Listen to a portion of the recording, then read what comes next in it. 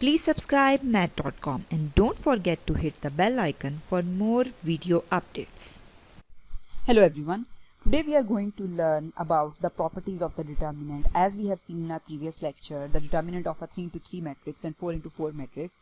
Now we will discuss the few properties of the determinant that you must know in order to find the determinant, or before finding the determinant you should have the knowledge of these properties. It will be helpful or easier for you to find the determinant then. So here we are given with the 3 columns. One column is the matrix or operation on it column, in which we will be given with the matrix or the operation on the matrix that we are going to apply, and the second column is of the property that will show that after applying an operation on the matrix, what will be the determinant in such a case. And in the third column we will have an example that will help you out to understand the property better. So to start with the first property of the determinant, we will discuss 8 properties of the determinants here, the 8 important properties of the determinant.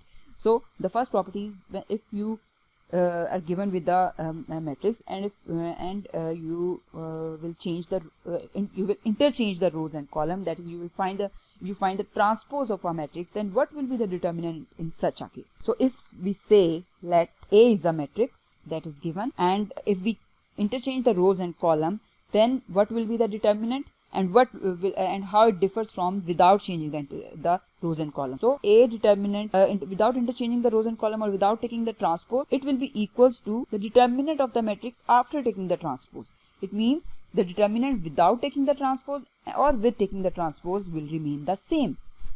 So this is the property of the determinant. Let's have an example that will help you out to clear your concept more. If you say you have a matrix that is 2, 3, 4 and 5, and let's find its determinant, that will be equals to 10 minus 12 equals to minus 2. Now let's take the transpose of this matrix and then check whether the determinant is equal or not. Transpose means we will change the rows to column and column will become rows. So 2, 3, 4, 5. So in such a case we will have 5 to the 10, 10 minus 12 equals to minus 2. Again the determinant is same. It means the matrix with the transpose or without transpose will have the same determinant. Now the next property of the determinant is, so the second property is, if you apply an operation of interchanging any 2 rows together or any 2 columns together, then what will be the determinant in such a case? In such a case we will have a determinant like A determinant will be equals to negative of the determinant of the matrix. It means the sign will change. The sign of the determinant will change in such a case if you change any 2 rows or columns. How? Let's have an example. If we have an example of the matrix as determinant will be minus 2, and if we interchange its 2 rows, like we make the second row first and the first row will become second, then what we will get? We will get 2. It means the sign is changed and the magnitude is same. So in such a case, this is the property of the determinant, that we will have a sign change in case you will change any 2 rows or columns together. Now the third property of the determinant is, if you have 2 identical rows or columns, then what will be the determinant of a matrix in such a case? This property is very important. It will really helpful in case while finding the determinants of a matrix of higher order, so that you need not to work much on the given matrix to find the determinant. So if you will have the concept of this property of the determinant, then it will be easier if you came across any matrix of 2 identical rows or columns. So in such a case, the property of the determinant will be, the determinant of the matrix will be equals to 0. So you need not to find the determinant. You just check whether any 2 rows or columns are identical. You just write directly that its determinant will be equals to 0.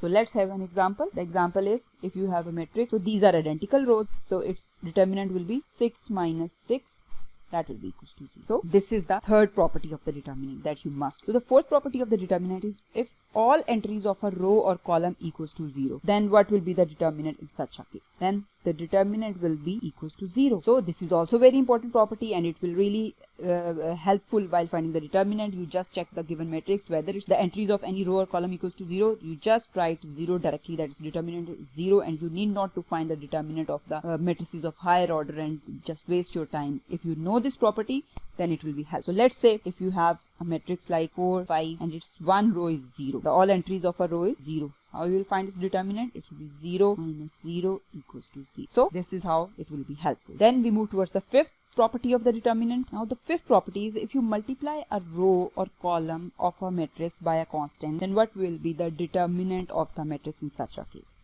In such a case, the determinant will be equals to k times that the determinant of the matrix. It means the constant that is multiplied by a row or column will come out of the matrix, and it will be multiplied with the matrix with the determinant of the matrix in such a case. So, for example, if you are given with the example as you multiply a matrix like 1, 2, 3, 4, this is a matrix. You just multiply this 2 with the first row. What you will get is 2, 4, 3, 4, and its determinant will be equals to -4. So the determinant of the given matrix, that is 1, 2, 3, 4, will be equals to -2. So we can write this as 2 into -2. It means that constant comes out while taking the determinant. So this is another property of the determinant. So the sixth property is, if any entry of a row or column consists of two terms, like 2x plus 3, 3x plus 2, 2y plus 3, 1 plus 2x, like this, then what will be the determinant in such a? Then the determinant will be the sum of the two determinants. Then the determinant will be the sum of two determinants. Sum of which two determinants? Let's see. For example, if you are given with the 2x plus 3, 2, 4 and 3, then the determinant of this matrix will be equals to 2x, 4, 2, 3 plus 3, 4, 2, 3, means it will be the sum of the determinant of the two matrices. Then the seventh property of the determinant is, if you are given with a matrix that is a triangular matrix, then how you will find the determinant? A triangular matrix is a matrix with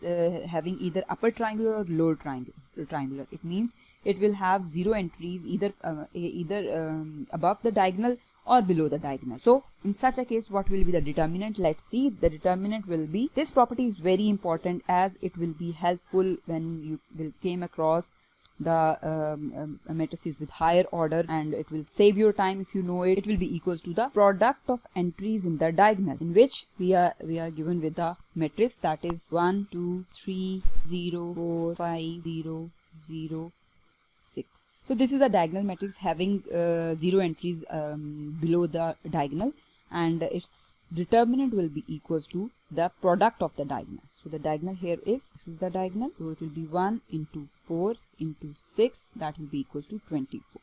So you need not to use the long method of finding the determinant of a 3 into 3 matrix. You just need to multiply the diagonal. If you know that this is a triangular matrix, then it will be easier for you to find the determinant in just seconds, if you know this property of the determinant.